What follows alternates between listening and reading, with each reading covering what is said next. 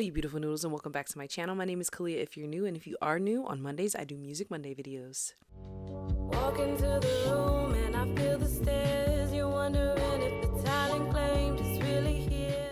I'm being so honest right now. I am extremely sad. This is week 12 of my Artist Way 12-week journey. But it is not the 12th week in total, okay? You'll see when the video started. And I would also just like to say that I feel like this is a very accurate portrayal of the path that I've been taking to become a better artist. Also, I am back gray. Yay! It is very fitting, I feel, to me, for this last video, to me doing my artist way, is me back in the gray that I'm going to get into that. But this video, I did not plan. I tried to write down my notes and stuff, and I was going through the book, and I realized that the most authentic way for me to do my week 12 is to just tell you what the headers were and tell you how that showed up here. Because one thing that I have noticed about this book is that the natural progression to each thing that you're going to think about, and if you're following it in a way where you're like, yes, I'm accepting of everything that this is saying, and I want to follow this path, and I want to be better, and blah, blah, blah, blah, blah, you get to each point before the book gets to that point. So that was very nice, because the last chapter just felt very reassuring. So without further ado, I'm just going to get into that. Hold on. Okay, so it was about recovering a sense of faith. And the first part is trust, right? Trusting that when you have faith in something, that it is going to work and it is going to happen. Now, trusting and having faith is very, very different from I said it and I wait, right? Because if you are a Bible person, Christian or non-denominational, however you decide to go about it, faith without works is dead, okay? And if you are not of any of those faiths or anything, if you want something bad enough, you got to do something to get it, right? Because if you tell yourself that I want this thing and I'm going to do this thing, and you're not doing anything, like nothing, I want to become I don't want to become a famous singer. I would like to become a singer who is able to make a living off of their music.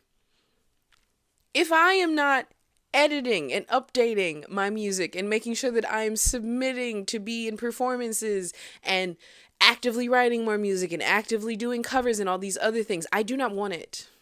It is a very simple fact.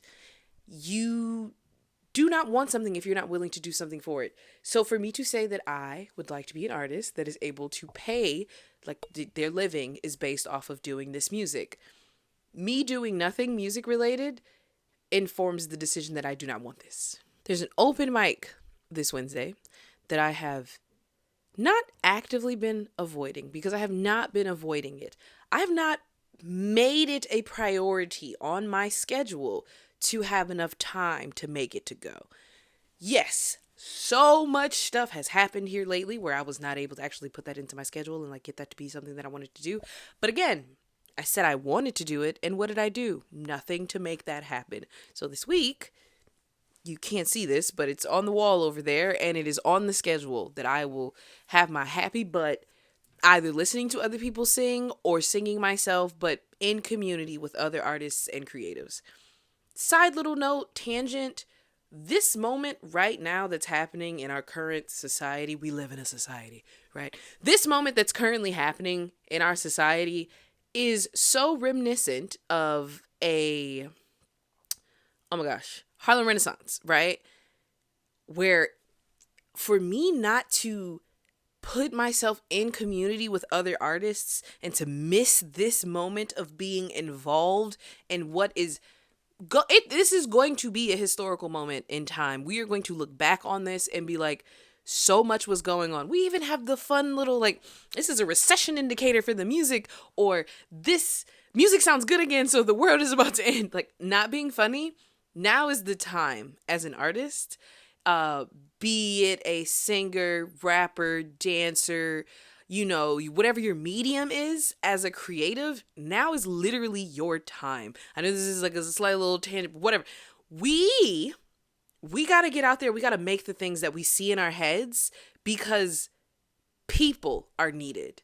Yes, I work with artificial intelligence or AI, however you like to talk about it, in my life. Okay, it is a part of what I do for my work, and I recognize the implications that it has on our society as a whole, and I also recognize the implication that it has on when I say our, I mean those of non-Caucasian descent, not like further putting ourselves in a place where there is a lack of advancement or access in these spaces.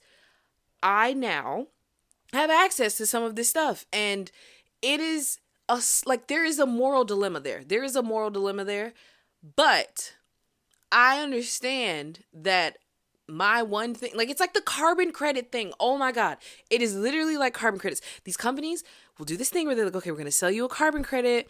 And what's your carbon footprint? My carbon footprint means, excuse my French, sweet fuck all to what is going on outside. Okay. I can mitigate how much I do and what little I do and all these things, but in the grand scheme of things, and this is not just to say like, don't do something because it's going to be a small blip. Because again, I vote every year, even some of these things come down to it's 1-2 votes. Yes, I'm gonna get out there and vote. And I understand, you may be like, oh, it's a majority, it doesn't matter, I don't have to vote. You are a drop in the bucket, but that drop in the bucket still fills it up. Going back. Okay.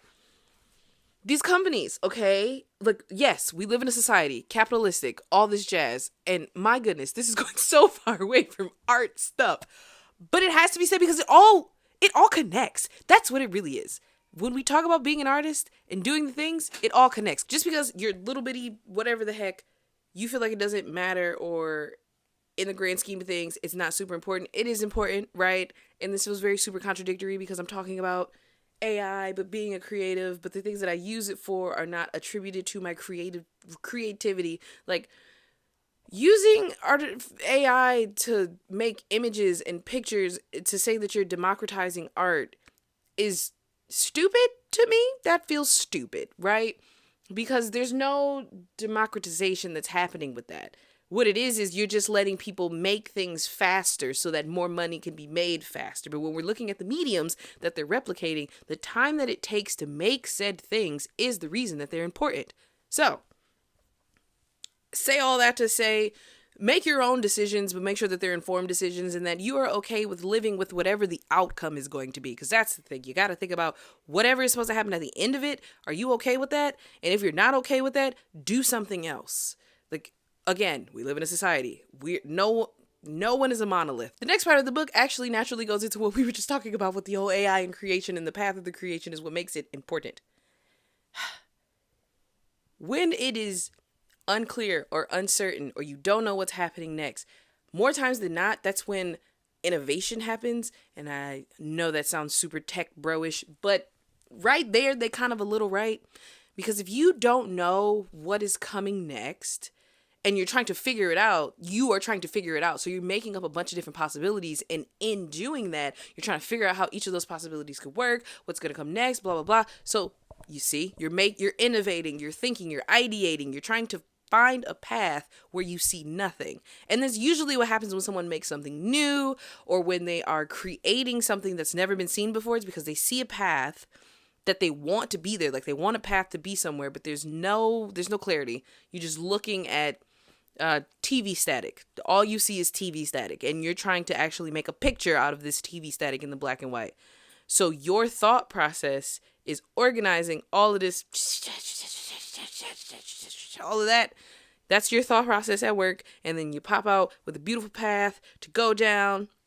And again, since we're just like, I hate to say that we have to accept it, but we kind of do, right? Because if you think about computers, you think about cell phones, and you think about the way that we communicate with each other and how we digest information, everything has changed so much since we were born. And I say we as somebody born in the 90s. For us, there has been such rapid transformation in the past 30 or so years that it seems like nothing is the same. Like, nothing is exactly what it was before, but that's fine, right? We love change. We love progress. However, in talking about all of that, think about your cell phones. When we got phones, it was T9 texting because you were using the same system that you would use on a household telephone. What we did then was innovate what it is to have a phone. Nobody thought that touchscreens were gonna last. I had a sidekick, okay? I livid when they got rid of the keyboards, because again, we just had a mini computer in our hands. So we redesigned what that mini computer looks like. Do I think that we're ever going to get rid of keyboards on computers? I can't say yes and I can't say no, because I feel like the input process is what we won't let go of, because typewriters were just what's the word? An analog computer. And then your cell phone is just a mini version of your laptop. And now you have an iPad, and then you have a watch that's an even minier version of your cell phone. So I don't know if the keyboard will go away completely, but again, we've got VR. Everything is changing, but you have to not let all of the change affect your artistry, because the change is how you then innovate the artistry, because we think about different time periods in architecture and painting and music and how different genres have changed. Like, everything is going to change, because if it doesn't change and it stays the same, that means that there's no more innovation and we're stagnant. And if stagnant water is any indication of what happens to us when we are stagnant, you're gonna get diseased and die. I know that feels very extreme, but you get the point. If we just stay exactly the way that we are and we don't take any of this change and accept it and all that jazz, it's not gonna matter. None of this is going to matter. And not to say that it has to matter, but for me it does. And if it doesn't matter for you, that's all well and good. Your apathy will not affect me. I will continue to want more. Next section.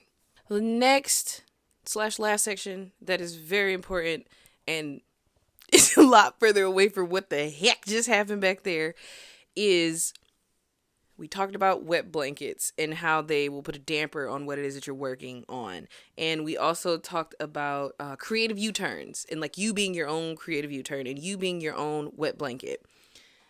As you're going forward in this trust and the faith that you have in the creative, creative paths that you're going on, as you're doing that, you have to remember that at times you may unintentionally, because of your subconscious, have a plan for something, but then you'll tell a friend that you know never believes in anything that you do. Or you'll put it out in a way where you know you're going to get criticism, and you know someone's going to be like, okay, well, this is stupid because of this, that, and the third. So you do that anyway. So it can be validation of like, okay, I did all this work, but it doesn't matter because I got here. And it's like, meh.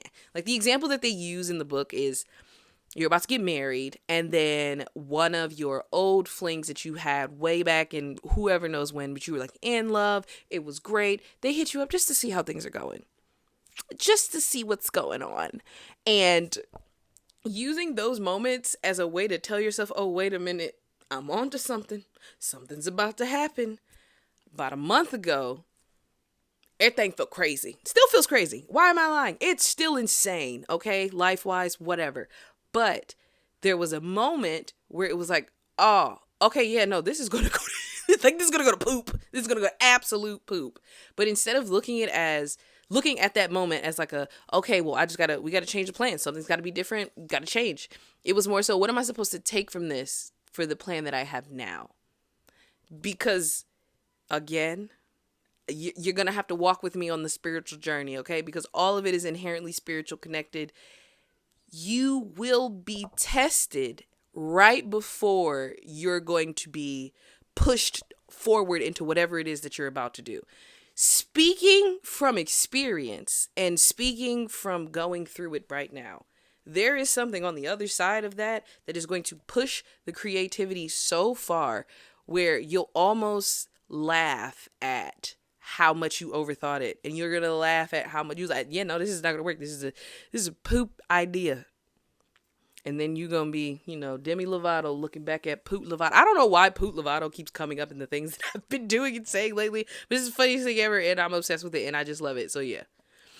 Anyways, this feels so all over the place, but I know it's all connected. And what's gonna happen now is I'm gonna go back through all 12 videos, this video included. We're going to update the info box down below so you can have all that information, make it good for SEO. I wanted this, when it first came out, to actually go to people who I feel like would just stumble upon it, or current subscribers, friends of mine. Wow, that was loud. All that stuff. Like, I wanted it to just exist before I promoted it, which does feel antithetical to what I was working on, but I put it out, and that was the first step. I did step 1. Step 2 is to now promote it, talk about it, make sure that people experience it and understand it, and I can then position myself as someone who understands and knows and lived through and performed all of these concepts. Because again, that's what I do in my life. Strategy, making stuff work. I do stuff. If you go to my website, Kalia.com, I do stuff. Okay. So this is just the next step in the embodiment of the fullness of everything else. Okay. Thank you so much for watching this video. I know it was everywhere. If you actually got right here to this point, what am I saying? I got something ridiculous. Yeah, if you got all the way to the end of this video, please put Poot Lovato in the comments. It's going to look ridiculous, but Demi Lovato, you did that. It's ingrained here, okay? That is a part of my subconscious now, and I don't know why. I would like to meet my Poot Lovato. Okay, anyways, love you guys so much. This is ridiculous. Make sure that you click all of the links that are now down below. If you like this video, be sure to like it. If you loved it, be sure to subscribe. Next week, we're going to do something that's actually musical. I know, can't believe it. Crazy. But yeah, I love you guys so much, and I hope to see you in my next video. Okay, bye.